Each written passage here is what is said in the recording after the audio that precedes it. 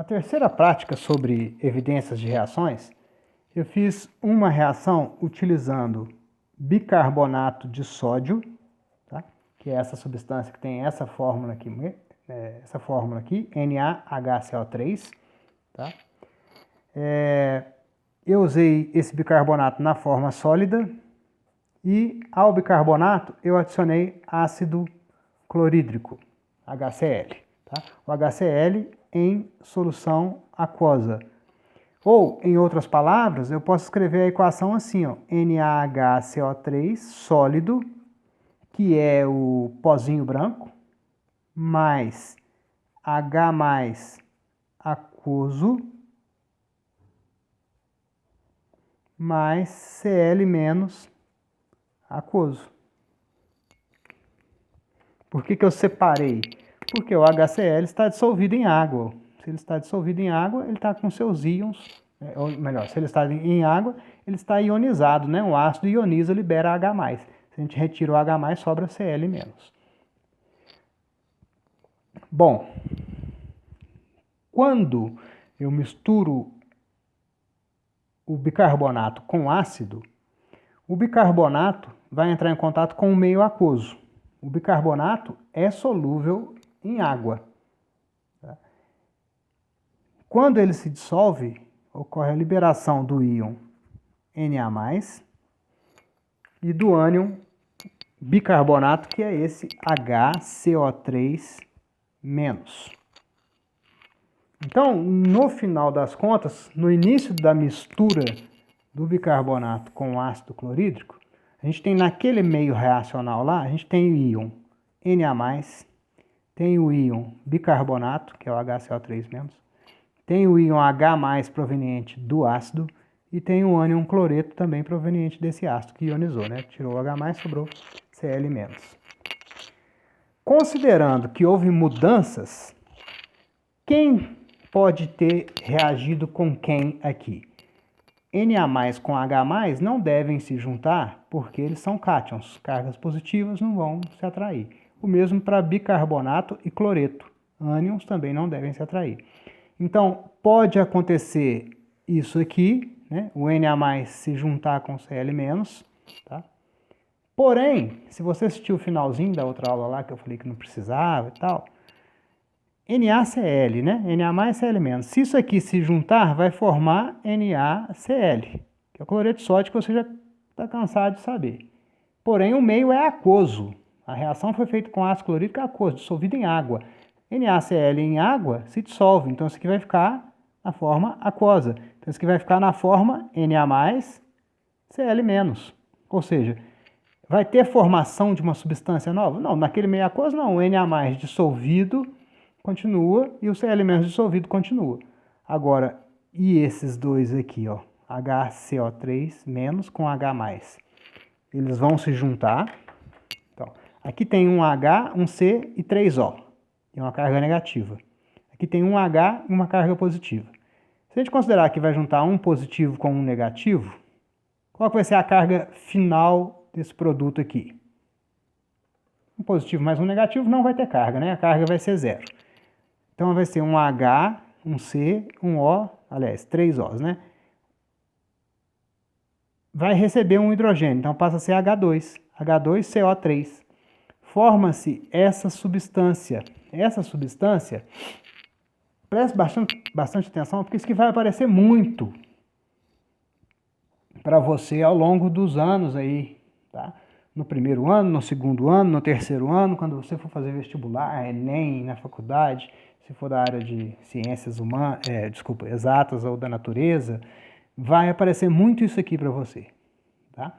Esse aqui é chamado de ácido carbônico. Isso tem muita importância no nosso metabolismo também, tá?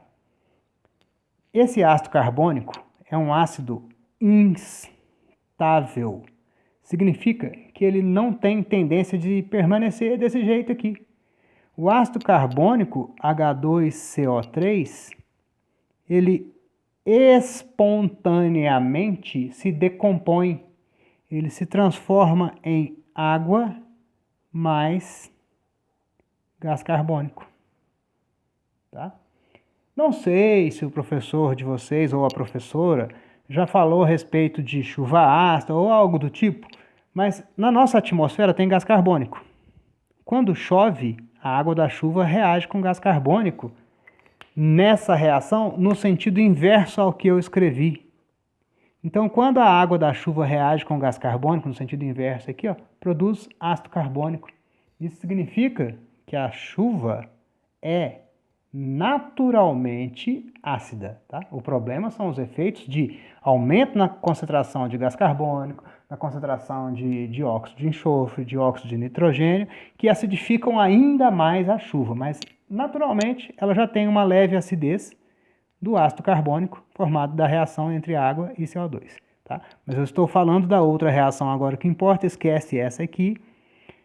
O ácido carbônico, que se forma nessa reação, se transforma espontaneamente em água líquida e gás carbônico, que é gás, né? E esse gás se desprende. Quando o gás se desprende, a gente escuta aquele barulhinho que aconteceu lá na reação química.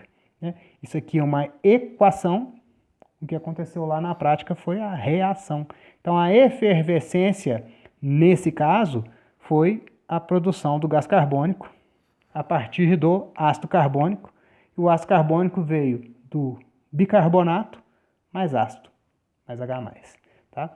Então, resumindo aqui, a reação que aconteceu pode ser representada da seguinte maneira: NaHCO3, que era sólido, mais ácido clorídrico, que era solução aquosa. Quando reagiram, produziu o ácido carbônico, como eu mostrei antes, só que o ácido carbônico ele praticamente não fica desse jeito, ele se decompõe. Então produziu água, produziu CO2, né? Então se a gente retira aqui água, CO2, sobra ainda Na+, Cl-, mais NaCl aquoso. CO2 é gás, a água dissolvida na água mesmo, a gente não coloca água aquosa, né? A água líquida.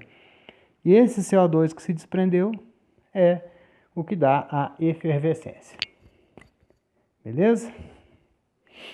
Uma outra reação que foi feita, ou melhor, reação não, né? A de cima ali foi uma reação, mas um outro processo que foi feito, que não foi reação química, foi a adição do açúcar no refrigerante.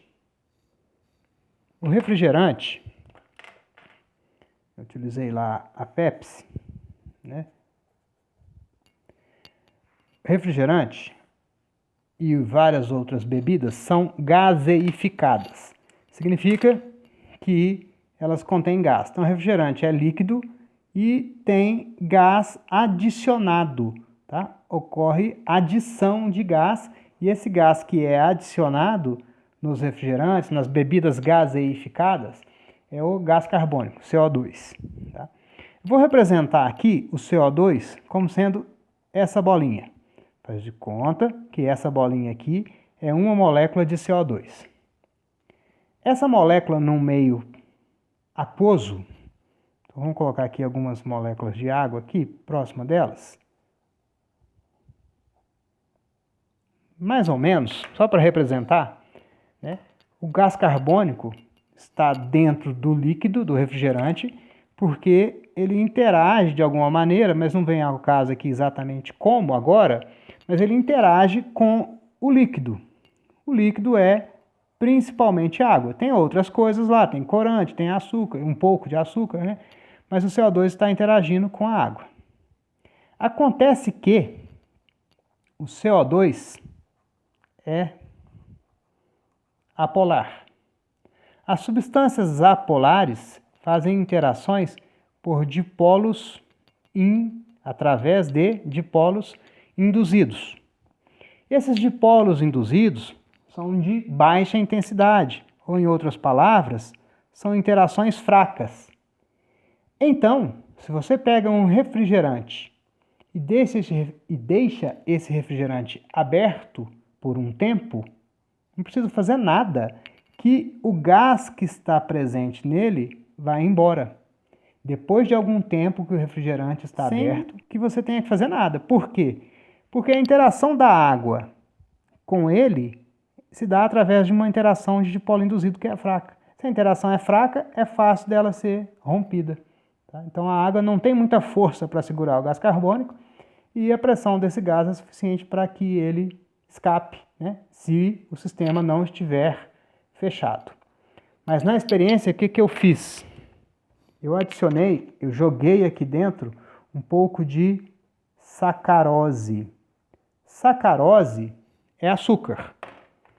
Açúcar comum que tem em casa, tá? Açúcar comum, sacarose. A do laboratório, a diferença é que ela é pura. Tá? A de casa pode ter outros açúcares misturados. E você vai aprender futuramente que os açúcares, né, têm moléculas de diversas formas, mas uma característica comum dos açúcares é que eles têm muitas hidroxilas. Vou desenhar assim, não é exatamente desse jeito, mas os açúcares têm muitas hidroxilas, muitos grupos OH. Eles não são bases não, tá gente? Isso aqui pertence a uma outra função da química, é a química orgânica lá do terceiro ano, que você vai aprender, mas elas têm muito desse OH aqui nos açúcares. Tá? Açúcar em geral tem muita hidroxila, OH, mas não é base. E os açúcares, por terem esses grupos OH, podem fazer ligações com a água, ligações com hidrogênio entre átomos muito eletronegativos, H ligado a FON. Isso se chama, essas interações que ocorrem aqui, são as famosas ligações de hidrogênio. Essas ligações de hidrogênio são muito mais fortes do que, assim, pontualmente falando, são muito mais fortes do que as ligações de dipolos induzidos. Então, quando eu jogo sacarose lá no refrigerante, a água que estava se ligando ao CO2 rapidamente larga, essa molécula aqui, por exemplo, vai largar o CO2 e vai se virar para interagir com o açúcar. Por quê? Porque a interação é mais forte, é energeticamente mais viável fazer essa ligação do que essa aqui. Por isso que quando eu adiciono açúcar, tem a formação de muita espuma de uma vez. Ou seja, tem uma liberação grande de gás carbônico. Por quê? Porque a hora que o açúcar chega, a água larga o gás carbônico para interagir com o açúcar. Por quê? Porque com o açúcar a interação é ligação de hidrogênio, que é mais forte do que dipolo induzido que ela faz com o CO2. Então foi apenas um processo físico de largar uma substância que já existia lá dentro, ela não foi produzida, tá? O refrigerante já era gaseificado, já tinha CO2, que estava interagindo, interação não é reação. A adição do açúcar, a água passa a interagir com o açúcar, largando o CO2. Então, o CO2 que estava aqui dentro, que já existia, foi liberado. Tá? Então, é só um processo físico, não foi reação química. E no último exemplo desse tema aí, né, que foi mudança de estado físico, como evidência de reação química, foi feita a reação entre magnésio, vou pegar outra caneta, né, que era sólido, cinza, magnésio metálico, e ácido clorídrico concentrado. Mesmo sendo concentrado, ele é concentrado, mas dissolvido em água, né? Menos dissolvido do que os outros que são diluídos. Esse aqui era o estado inicial, né? Estado inicial, lembrando, a gente chama de reagentes, estado final a gente chama de produtos, e nesse caso aconteceu uma efervescência também, né? O estado final, aqui a gente tem sólido e aquoso, no final de tudo, a gente tinha líquido, límpido, incolor, né? E também teve formação de gás. O gás a gente não vê ele no final, a gente vê ele durante o processo ali, né? Sendo liberado, depois que acaba, que a reação termina, o gás vai embora. Essa reação, o gás vai embora porque o sistema é fechado, né, gente? Desculpa, porque o sistema é aberto. Essa reação é uma reação típica de caracterização de metais, metais reativos. Alguns metais, alguns não, muitos metais, reagem com ácidos. Essa reação é chamada de reação de deslocamento de hidrogênio. Eu não fiz na prática, mas eu poderia ter feito o seguinte, colocado essa reação dentro de um tubo de ensaio e fazer uma forma de capturar o gás liberado, como uma bexiga, como um balão, por exemplo. Se eu fizesse essa reação aqui dentro de um tubo, Numa outra aula a gente vai fazer.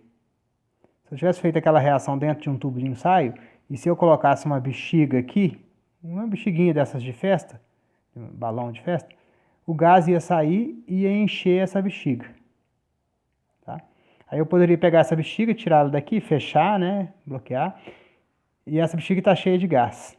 Se eu pegar essa bexiga e colocar uma chama perto dela, ela explode. O gás que está aqui dentro é combustível. E esse gás que está aqui dentro, combustível, é o gás hidrogênio, H2. Tá? Então a reação de metal com ácido é também conhecida como reação de deslocamento de hidrogênio. Retira o hidrogênio daqui. Só que aqui só tem um H, né? Como é que vai formar H2? Então eu preciso colocar 2H aqui. Tá? Esse 2 está multiplicando todo mundo. 2HCl, quer dizer que tem 2 cloro também. E o cloro, quando o hidrogênio sai, né, ele é menos eletronegativo do que o cloro sai com a carga negativa. E o hidrogênio sai positivo. Mas então, saindo 2 hidrogênios positivos, não dá para formar uma molécula neutra. Por que que não dá? Porque 2 positivo vai dar 2 mais. E aqui essa molécula é neutra, não tem carga nenhuma. Esses hidrogênios, eles pegam elétrons aqui do magnésio. 2 elétrons saem do magnésio e vão lá para os hidrogênios. Tá? Então, 2 hidrogênios positivos mais 2 elétrons neutralizaram, balanceou, né, a questão das cargas. Se o magnésio vai embora, se o magnésio perde 2 elétrons, ele vira magnésio 2+, né? Família 2 da tabela periódica, alcalinos terrosos.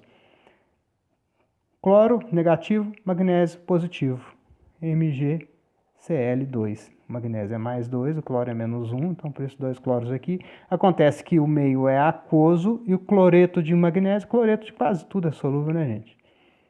Vai ficar aquoso dissolvido na água, por isso que a solução fica líquida e límpida. E o gás produzido lá é gás hidrogênio, tá? Não é assim, digamos assim, você tem que decorar isso não, tá, gente? É bom saber, isso é informação a mais. Quanto mais você souber, melhor. Bons estudos e até a próxima.